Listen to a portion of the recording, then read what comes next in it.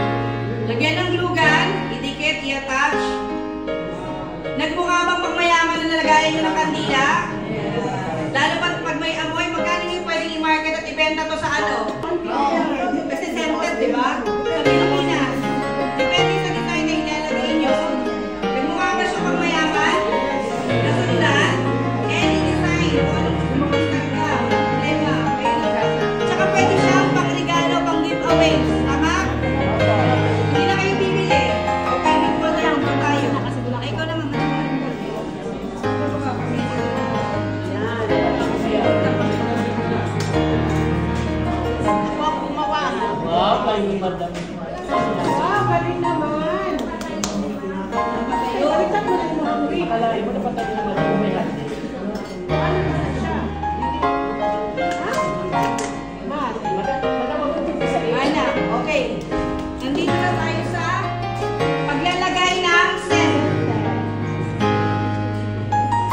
Pwede kayong gumamit ng kutsilyo or cutter.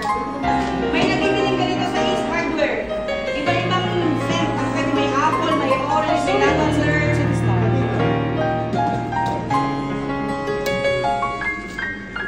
Muna tayo sa mandarin.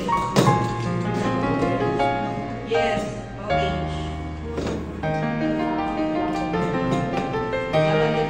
Ito mamaya gagawa na lavender muna. Okay.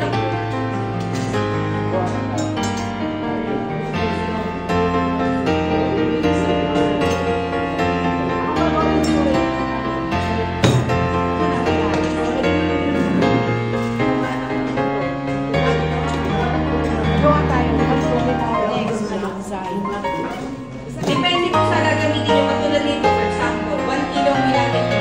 Kayo po ang maglalagay ng specific na scent. Pero ang standard po para sa isang kilo, kailangan 20 ml per kilo. One time yung gagawin, one time din kayo maglalagay ng scent. Siyempre, separate po yung scent na gagawin nyo. Hindi pwede i-ramon nyo. For example, gumawa kayo ng 1 kilo. Gusto nyo ilagay yung orange. The orange muna. Okay, half kilo orange. Tapos sa another 1 kilo, pwede kayo maglagay ng mint, eucalyptus, apple scent. Depende sa scent na ikakalagay nyo at depende sa scent na gusto nyo i-market sa mga kapitbahay nyo or sa pagbibigyan nyo. For example, nagbigay ka ng giveaway sa mga sa baby shower. So, kailangan baby powder or baby Johnson ang ibibigay mo. Tama? Depende po sa inyo kung sino ang specific na tao ang iligaw mo or pagbibentahan nyo.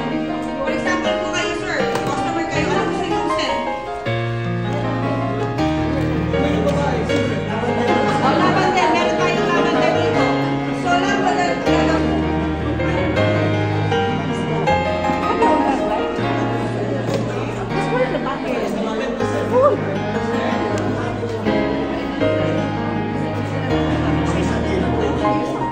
Ayan na pala, okay. Next batch naman tayo.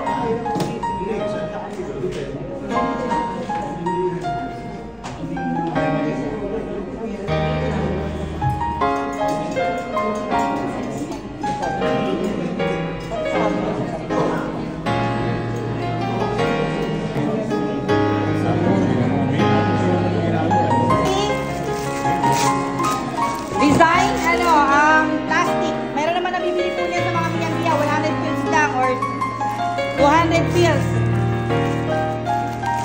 Ganyan lang po, ilalagay nyo lang yung kandila. Magkakat kayo ng plastic, lagay nyo lang yung ganyan. Pang giveaway o pang regalo para magmukhang mayaman. Gumamit kayo ng any ribbon na gusto niyo.